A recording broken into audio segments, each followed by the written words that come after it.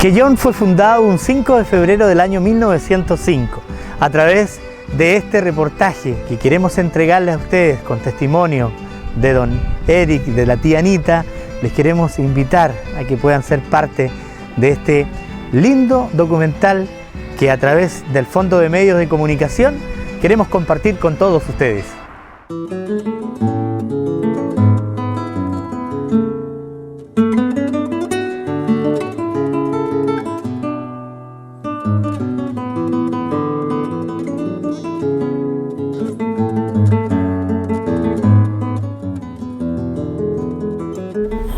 Yo llego aproximadamente a los 23 años aquí a Quellón. ¿Cómo nació esto de llegar a Quellón? Una oportunidad de trabajo en un momento que estaba cesante en Puerto Montt. Pasó mi primo Raúl Santana, uno de los 3 zapateros que habían en aquellos tiempos aquí en Quellón, y me dijo, vamos para allá, porque yo trabajaba con mi finado hermano en zapatería ya. Pero la cosa no estaba muy bien. Y me vine para Quellón. Llegó un 29 de febrero. Un 29 de febrero, un año bisiesto. A las 6 de la mañana más o menos, pipió el barco y yo llegaba que yo y vi una luz roja, un farito, una cosa ahí en el muelle y nada más. Chuta, dije yo, ¿dónde vine? Bueno, yo estaba acá ya. Se fondió el barco y había que esperar que lleguen las chalupas, los fleteros, a buscarlo a uno. Que fondeaba afuera. No había muelle. Había, pero no atracaban los barcos. No era un muelle de madera. Muelle de madera. No es como los que existen ahora. No, ya no hay nada. En el terremoto se llevó el último muelle de madera que había. Y de ahí ya por los fleteros le dije, yo voy a tal parte donde Raúl Santana, nosotros te llevamos. Me llevaron unas cuantas casas abajo, habían palafitos. ¿Cómo era ese Quellón de ese entonces? ¿Se conocían todos? Prácticamente todos. Cuando llegaba el barco todos sabían, los viejos al lado mío ya, todos sabían quién vino y a qué vino y cuándo se iba, bien controlado. Una vida muy tranquila, todos nos conocíamos, había una calle, la principal, la Pedro Montt. ¿Y cómo eran en esos años las construcciones? Las construcciones de madera, las casas existen todavía, las que yo vine a ver, las que se estaban haciendo y las que conocí de la municipalidad, por ejemplo, fue una inmensa casa de 3 pisos muy similar a la de los profesores. Ahí estaban todos los servicios públicos ahí. Y en el tercer piso, ¿Qué servicios públicos existían hace tiempo ya? La municipalidad, obvio, pues de cabezas. Correo y telégrafo, retén de carabineros, la aduana. ¿Había aduana en eso? Había un jefe de aduana, claro, por el transporte marítimo. ¿Y qué más? El segundo piso, el consultorio. Hay donde trabajó el famoso Alfredo Yarzú en el Chiruca con don Adán Bustamante. Y en el tercer piso era el salón donde se hacían las fiestas, las kermés. ¿Y cómo era un pequeño cine igual tenía, el finado Edgardo Andrade proyectaba películas. ¿Y cómo eran esas fiestas? Buenas. Cuando yo vine era zona seca, se levantaba para fiestas patrias, ¿no? La zona. No pasaba nada, estaba todo tranquilo, ¿no? ¿Y solamente llegar a Quellón era por vía marítima en esos años? Nada más que eso, claro. El barco era el único. En el año 53 había solamente un pedazo de camino que llegaba hasta Coinco, 15 kilómetros al norte. Exactamente, sí. Donde estaban los aserraderos de Juan Vera, eso es Coinco, y un poquito más allá no ha llegado. El estero ahí, ¿no? Por ahí quizás una huella más allá había después.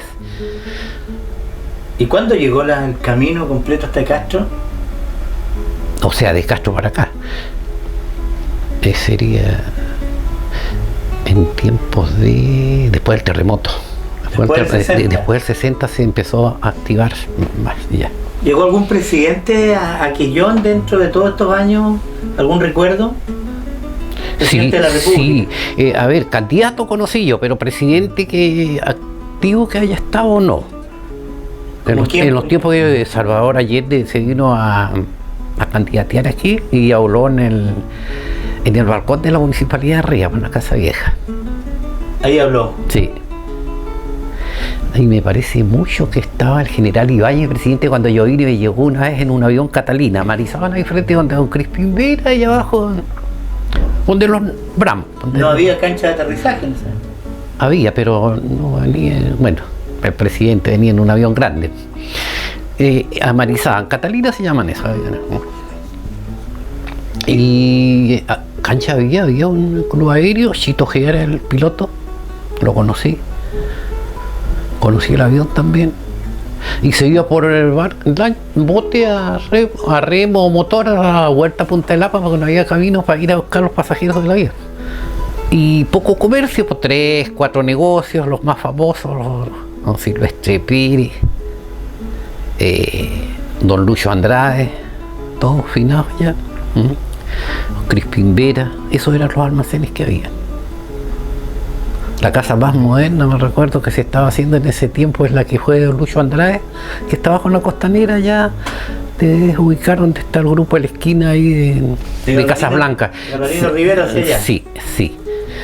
Esa casa estaba de la primera hecha en Quellón, con plano y construida por arquitectos, como 2-3 años estuvieron construyéndole esa casa, es muy linda.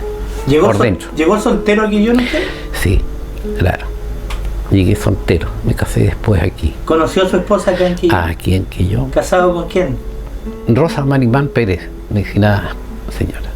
¿Cuántos hijos? 5 hijos. Después de trabajar de zapatero, ¿qué pasó? Trabajé un tiempo en la municipalidad, el grupo electrógeno se da a luz de 6 a 12 de la noche. Se arrendaban horas de luz también cuando había un fallecimiento, un funeral, como también cuando hacían una fiesta. El maestro Moncho era famoso por colocolino y arrendaba 1 hora o 2 de luz, pero cuando empezaba a perder el colo mandaba a cortar la luz, los cabros quedaban con la gana de escuchar el partido, sacaba su radio al balcón, no todos tenían. No todos tenían. ¿Qué radios se escuchaban en esos años? Bueno, las radios de Santiago, tenía que haberse escuchado, claro, tiene que haberse escuchado la cooperativa, minería, claro, esas, la Pacífico, porque como aquí no había radio, se escuchaban todos en AM. Bueno, de zapatero se fue a la municipalidad y después, sí. ¿Para dónde se fue? Después vino Puerto Carmen y eso llamó la atención. ¿Qué pasó en Puerto Carmen? En Puerto Carmen se creó una gran industria forestal y ganadera que se llamaba Fogachil. Forestal, ganadera, Chiloé. Capitales franceses, suecos y chilenos. Ahí el chileno que ponía la plata era don Timoleón de la Talle, tienes que haberlo conocido, sí, ya. Sí, él se quedó con uno de los últimos aquí.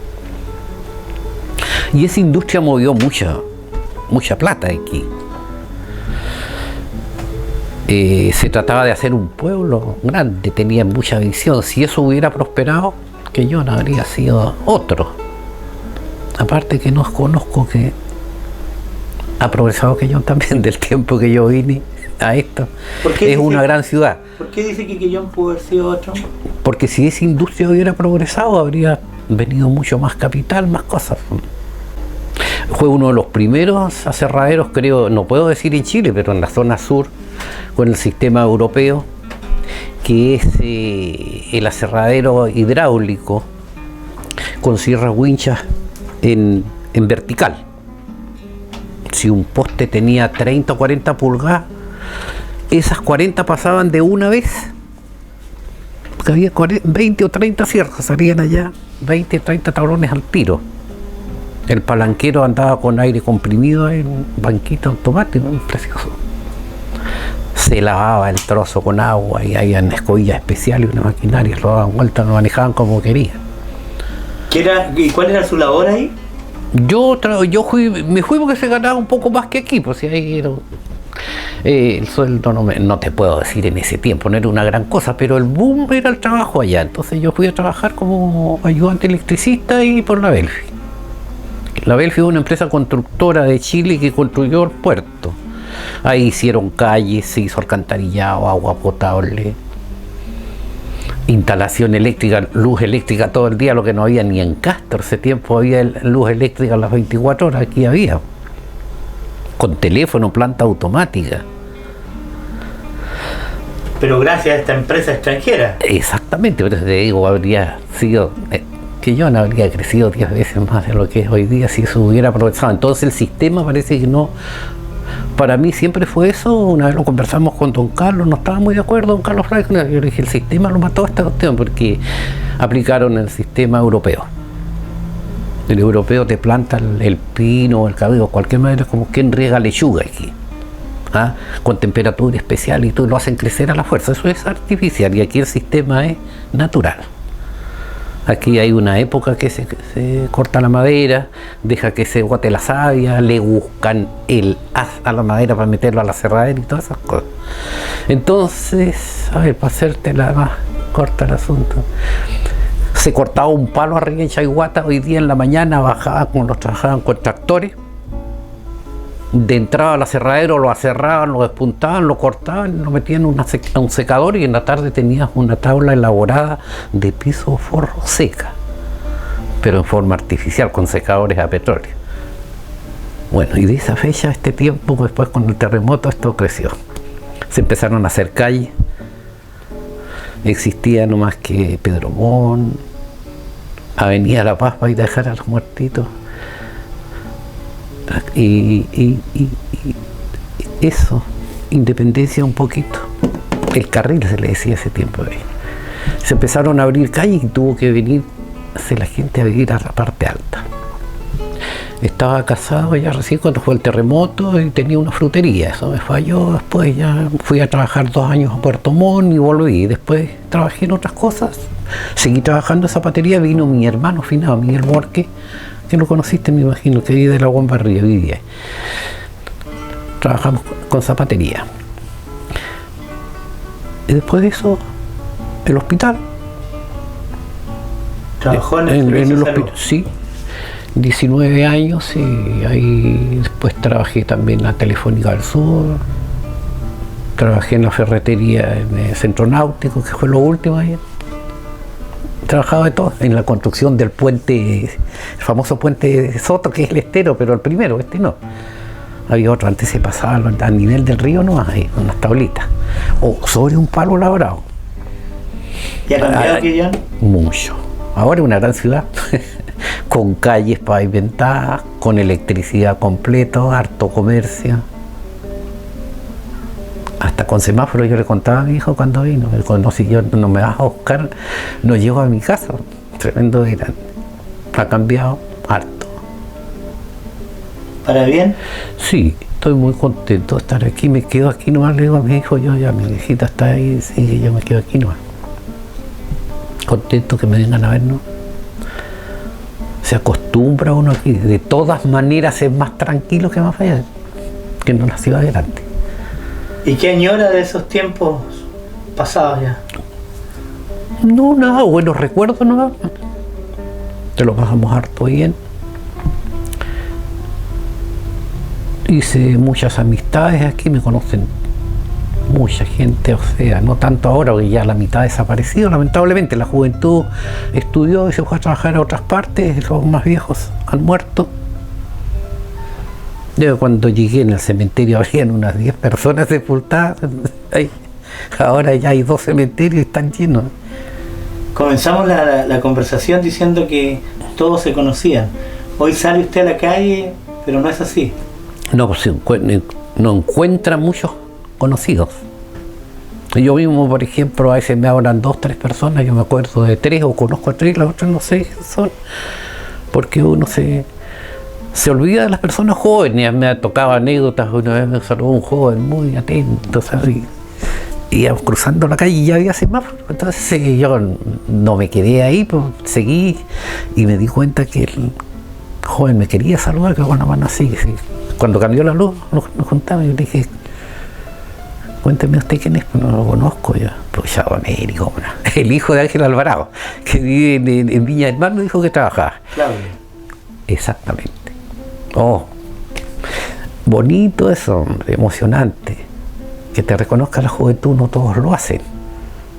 Muy bonito el gesto. Y así pasa, yo de repente me encuentro con gente, ¿se acuerda de esto, de esto? No. Me encuentro con gente que años atrás lo he visto. Y eso es que yo, pues, don Ramón, a esta altura ya para mí una ciudad.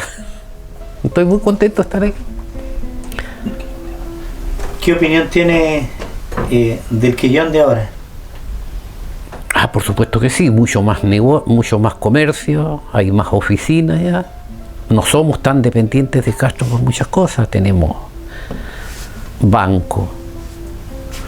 Bueno, la municipalidad existía, pero ya mucho más ampliada. Tenemos el banco, tenemos juzgado, muchas cosas. Nuevos colegios se ve, harto colegio.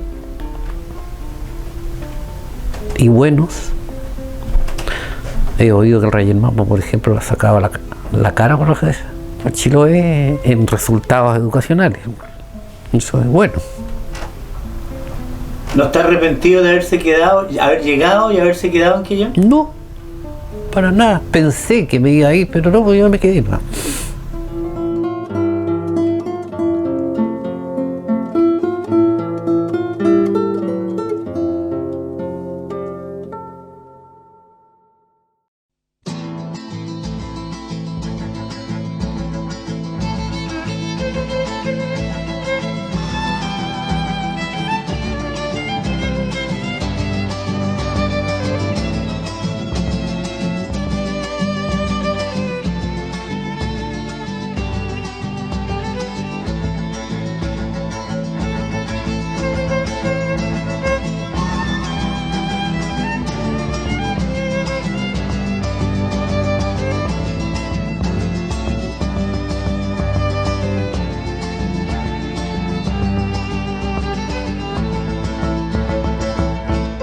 La mayor parte de mi juventud lo pasé estudiando fuera de esta tierra, pero sí las vacaciones de verano estaba acá y en la ITEC. ¿Y dónde estudió? Estudié primero aquí en la escuela 11, primero en la casa de mi mamá, en la escuela de la ITEC, después acá en la escuela 11, después en el Liceo Superior de Ancud, y posteriormente en la Escuela Normal Rural de Ancud. Y de allí salí titulada como maestra rural. ¿No todos tenían la posibilidad en ese entonces de llegar Era muy difícil. a muy estudiar difícil, sí, afuera de Quellón? Muy difícil. Aparte de que vivir en isla, trasladarse a Quellón, ya era una odisea. ¿Cómo lo hacían el traslado ahí? En bote a remo. ¿A la isla? A la isla, de Quellón a la isla en bote a remo y a vela, depende del clima, del tiempo de ese momento, del momento. ¿Y para llegar a Ancud? Ay, ahí sí que era odisea, porque no habían camino, entonces había que tomar el barco acá, esperar que llegue, embarcarse con los pilles al barco y trasladarse a Castro. Y el barco pasaba a ser... a recibir pasajeros en Keilen y de allí a Castro. ¿Cuánto se demoraba eso? Era un día y una noche de viaje. Un día y una noche de viaje, llegábamos a la amanecida. Era muy penoso, muy penoso. Y también peligroso, especialmente para las mujeres que viajábamos en ese momento y que éramos todas niñas, chicas, casi. ¿Y buenas mozas? No. No, pero nos apoyábamos unas a otras. Sí. ¿Era peligroso? Sí, también. ¿Viajaban muchos hombres? Sí, también, pero él tenía su peligro, sí. Pero todas éramos unidas y andábamos siempre juntas.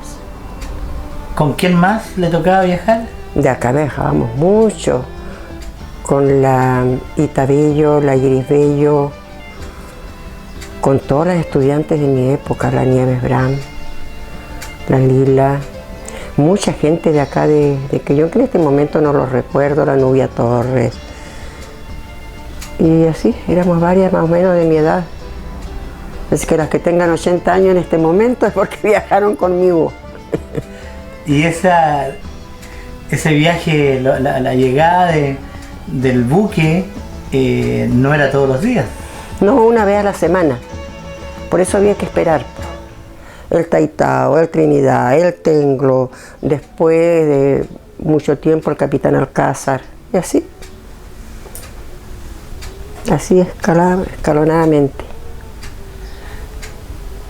En esos tiempos se conocían todos acá en Quillón. Era un pueblo chico, solamente la avenida Pedro Montt, donde prácticamente, aun cuando nos lleváramos la misma sangre ni el apellido, éramos como familia. Todo en la misma línea de costumbres, de forma de vida, de tradiciones.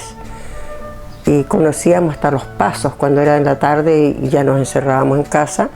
Hasta se sabía quién iba pasando, o por el silbido, o por alguna característica propia del caminar. ¿Y cómo era el encuentro de ustedes como jóvenes en esos momentos, la juventud? ¿Qué hacían? ¿Cómo se entretenían? Deporte. El deporte era una de las formas que había de convivencia, especialmente el deporte. Y de allí los varones tenían, los adultos ya tenían, jugaban al cacho y a esas cosas en los restaurantes que se juntaban para conversar. Y no recuerdo otra actividad aparte de las veladas que hacíamos, la parte cultural, las kermeses, los malones. Claro que allí yo casi no lo participaba. ¿En las veladas sí? Las veladas sí, porque siempre me gustó participar, cuando me hacían participar, porque de niña, pero después pude llevar niños a participar. ¿Y cómo nace esto de educar? Tal vez lo llevé de mi mamá,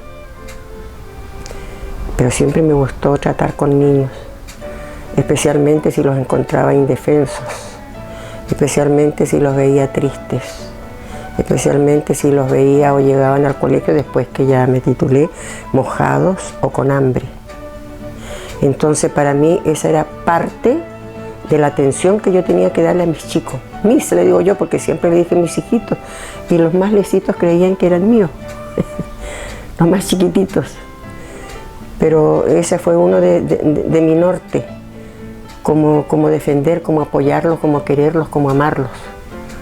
Y así les enseñé muchas veces, y a lo mejor la generalidad, enseñándole a mis chicos con cantos y poesías.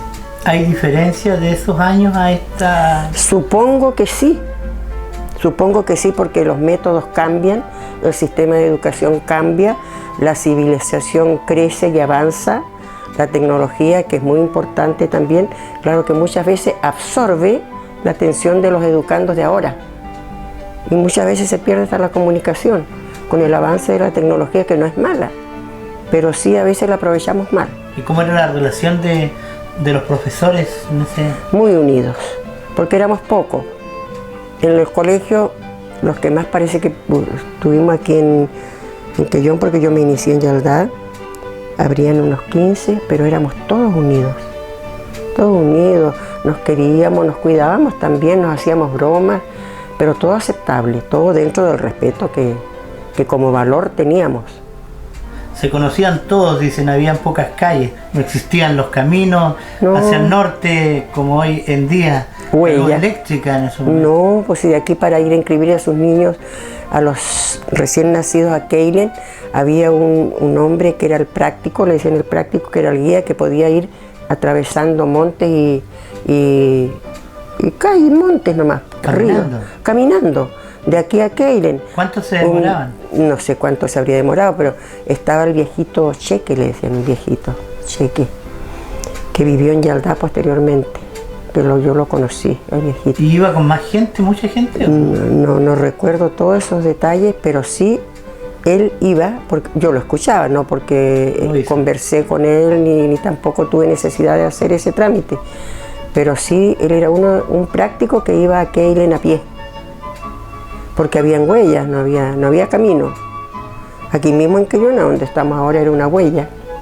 pero ya se sabe que después del terremoto la gente subió a lo alto por temor, porque pasamos mucho malo, así que se agrandó el pueblo.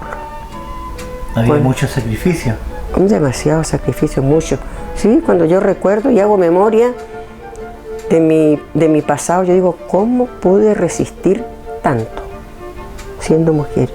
Tal vez porque fui campesina. Entonces mis vacaciones de verano los pasaba yo en el campo, disfrutaba de ello, esa niñez hermosa, como todas las niñez de la gente de ese tiempo. Pero fui fuerte, a caballo, en bote y a pie, posteriormente a pie, con un buen bastón de luma nomás, porque no habían caminos tampoco, de aquí a Yaldá no había camino, había un planchado donde parecían camellones, y cuando iba a caballo tenía que, menos mal que yo siempre fui campesina y me gustaba andar a caballo, y me sirvió mucho cuando llegué aquí, porque hasta tenía que saltar cercos con barros a caballo. No lo había hecho nunca, pero la necesidad obliga. Y después más fácil era a pie, menos peligro. Han pasado muchas generaciones en su carrera profesional como profesora. Mira, tantas generaciones que ya no recuerdo cuánto. Yo debo ser tatarabuela no sé cuántas veces, porque todo le decía a mis hijitos y yo les daba permiso para que se casen, para que pololeen después de 25 años. Y ellos me decían, sí, tía, sí. Después de Y algunos 25. cumplían, ¿no? No creo. No. Pero la profesora sí podía pololear o estaba casada. No. Yo pololeé y me casé nomás con mi marido. Claro. Y dentro de esas generaciones, ¿qué siente usted cuando se encuentran con algún alumno? Mira, hasta ¿Los conoce a todos, los reconoce No, o no? No.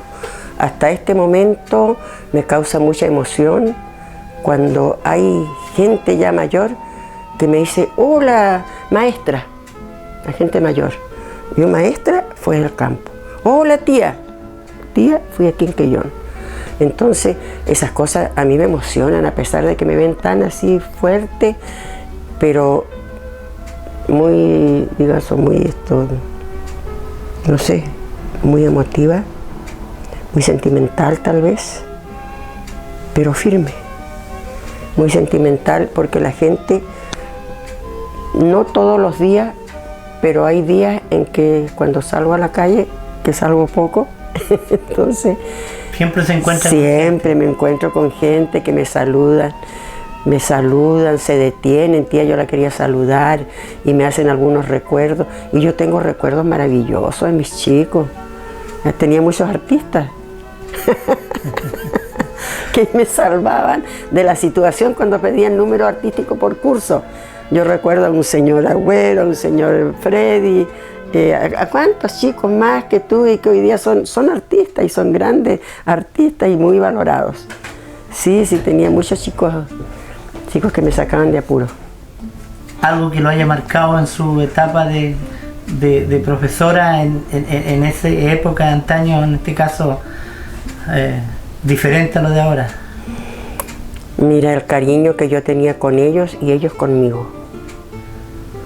¿Cuántas veces encuentro chiquitos que me dicen, tía, yo me acuerdo cuando yo llegaba mojado y tú me secabas mi ponchito y me sacabas mis calcetines y los secabas en la salamandra esa que yo llevaba leña todos los días, en la salamandra, y me escalorabas mis pies? Tía, yo me acuerdo cuando tú me dabas leche y me decías que tenía que tomar mi leche. Me acuerdo cuando llevaban a la sala, yo siempre tuve sobre 40 chicos, y me llevaban después por disposición superior, por ejemplo, 25 porciones de leche, jarritos de leche. Pero yo le pedía que me pasen el resto de jarros, y yo tenía que dividir la leche que me daban para todos, porque no podía ver que tome uno y el otro esté mirando, aunque en su casa le sobre la comida, le haya sobrado toda la alimentación. ¿Y por qué se daba eso? Sistemas de aquel tiempo, pero lo pasé. Y solucionaba yo así porque Me marcó también de estudiante que una vez yo tuve un plato de comida en mis manos y me lo fueron a quitar. Y eso me marcó. Y debido a eso, yo nunca dejé a un chico sin probar siquiera un poquito de leche, cuando en su casa no recibían, pero en la escuela sí lo recibían. Y así me marcó tantas cosas, tantos detalles, que si lo fuera recordando tendría que ir reviviendo por etapas, o por efemérides, o por fiestas. Incluso cuando perdí un niñito de mi curso, uno de mis hijitos, le decía yo, que por enfermedad falleció. Entonces esas cosas las recuerdo con pena, pero ya estoy mi corazón ya tiene una coraza tan de acero que muchas veces río, pero llorando por dentro. Pero la vida sigue. ¿En algún momento lloró a solas? Muchas veces. No quería que nadie me vea.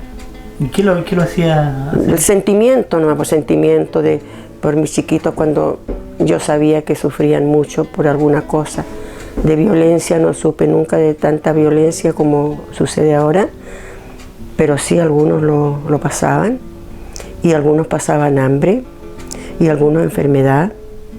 En el campo especialmente, yo tenía hartas aspirinas y pasaba por los campos, por los barros, llevando la aspirina a la gente que estaba enferma. ¿Ha cambiado Quillón? Mucho ha cambiado. ¿De cuántos habitantes cuando yo recuerdo habrían 1.000, 3.000? Ahora 35.000 y más población flotante. Pienso que seremos 40, más o menos, un cálculo así aproximado. 40.000 habitantes, con la población, la gente que viene. Hay mucha gente que ahora uno encuentra en la calle y que difícilmente encuentra gente como yo, de la misma edad, nacida acá, que trabajó acá. Somos pocos ya los que encontramos. Y cuando nos encontramos, regio, pues, conversamos contentos. Y como encuentro tanta otra gente igual que me conoce, pero que yo no me doy cuenta quiénes son, igual los saludo, por supuesto. Igual los saludo y de la misma manera, y a veces no sé quiénes son. Y no les quiero preguntar porque, ¿cómo no me va a conocer? ¿Ves? Entonces, son cosas, y a veces desconozco a la gente igual. Y me da miedo saludarlo porque no puede ser el que yo pienso. Volvemos a la juventud de ese momento. Hay harta diferencia de la juventud quillonina de esos entonces a la actual. Sí, pues, porque las costumbres eran otras, especialmente familiares.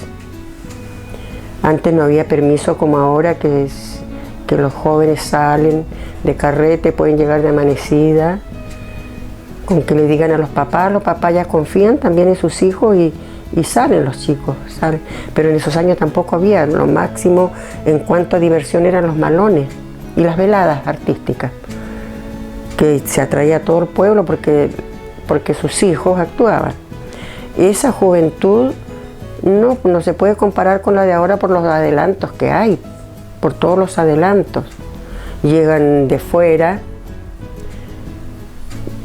como de acá también traen, los que salen traen distintas formas de vida, distintas formas de convivencia, y se goza de otra manera, se disfruta de otra manera, mirando lo que viene, mirando lo que tiene Quellón en cuanto a las distintas áreas de la cultura, en música, refiriéndome a folclore, a toda la parte musical, en el arte, en la ciencia, en la técnica. Entonces uno disfruta también especialmente de lo que los chicos muestran acá, que son los adelantos a raíz de la que tienen acceso a mayor acceso a las culturas, a la educación. En esa área, la juventud de acá, por supuesto que es muy diferente, muy avanzada con lo de aquellos años en cuanto a cultura. Pero, y en la familia también, porque ya, como les decía antes, ya tiene otras formas de vivir. Antes había más comunicación. ¿A estos 80 años cree que le ha faltado hacer algo?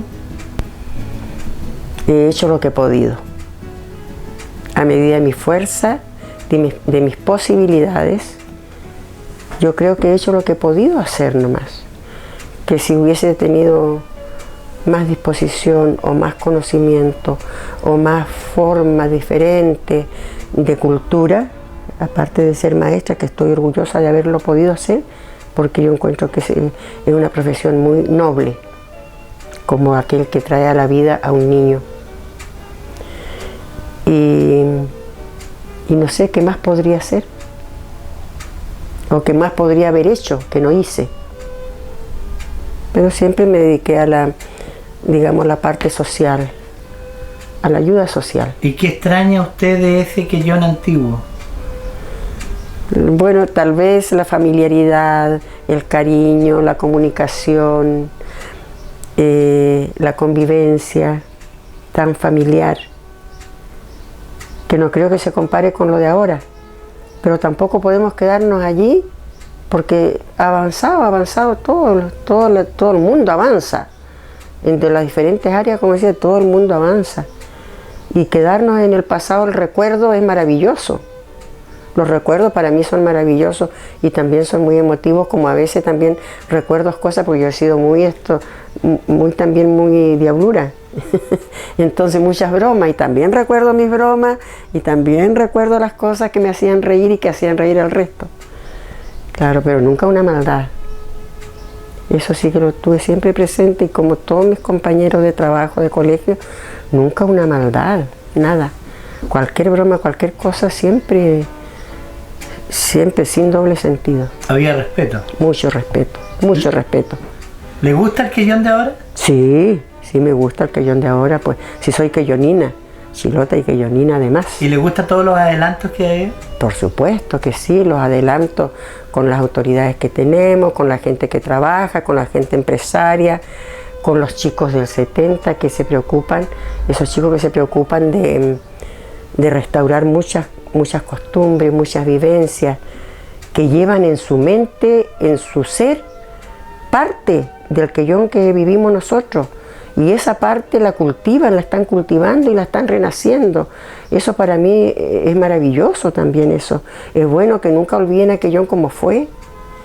Y que, no sé si toda la gente cómo piensa, pero me gusta que los chicos se preocupen, que lleven en su corazón parte de esa vida. ¿Qué le falta a Quellón? ¿Qué le falta este rato? No sé, pues yo no soy autoridad que pueda, a nivel comunitario, a nivel de autoridad, salud y educación nomás. Más salud, la salud eso es lo más importante, y la educación. Ojalá hasta tuviéramos universidades en cuanto a educación. Ojalá tuviéramos inmensos hospitales, que la gente no tuviera que salir de Quellón para ir a otra parte, a ver especialistas, a otra operación. La salud importantísima, la educación importantísima, la parte cultura en el deporte importantísima, y hasta ahora con el mundialito, yo escucho por radio, ¿no? Todas esas cosas son importantes para el crecimiento armónico de toda nuestra cultura.